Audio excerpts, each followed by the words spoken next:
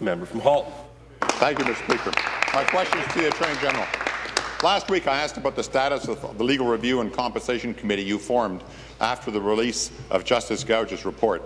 I was told that you are acting expeditiously, but it's been a year and a half of silence.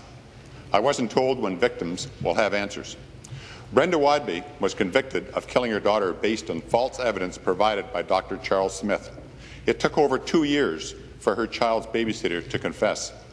Minister, 12 wrongful convictions were identified as a result of Dr. Charles Smith's reports. Again, when will you have answers for Mrs. Wadby and victims like her? Thank you very much, Speaker. Very, very important questions. There are two tracks that I want to speak to. First of all, with respect to those criminal cases of potential wrongful convictions, the Crown has been moving very fast, very quickly, to expedite these, to get into the court system. In fact, the Crown has done everything possible to get these heard by the court as quickly as possible to make sure that any wrongful convictions are righted. So that's one track. Secondly, Justice Gouge recognized that in the report that there were a lot of individuals who might have potential claims, but they were all maybe at different stages, maybe different facts. So what he asked us to do was to see if we could come up with a compensation approach, which I will speak to in a few moments in the supplementary question. We've been working to do that. A year and a half isn't very fast, Minister.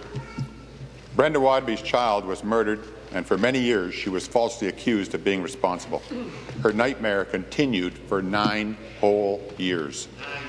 Recently, Ontario's Criminal Injuries Compensation Board denied her compensation, so she turned to you. You should have had an answer. Mrs. Wadby's lawyer wrote, "It seems absolutely nothing has changed for those most directly affected by the significant systemic failures that Gouge identified. Minister, I can think of nothing worse than losing a child and then being falsely accused of her murder. Why is Mrs. Wadby still waiting?"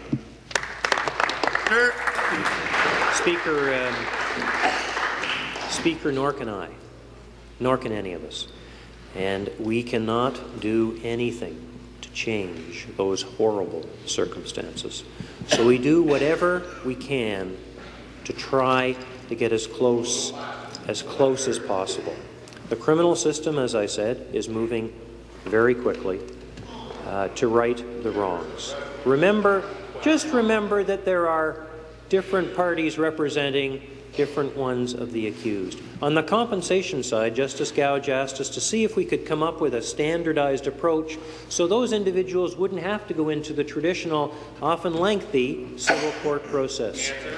I've been getting that legal advice. It is ongoing. Should be in a position to speak to that very soon.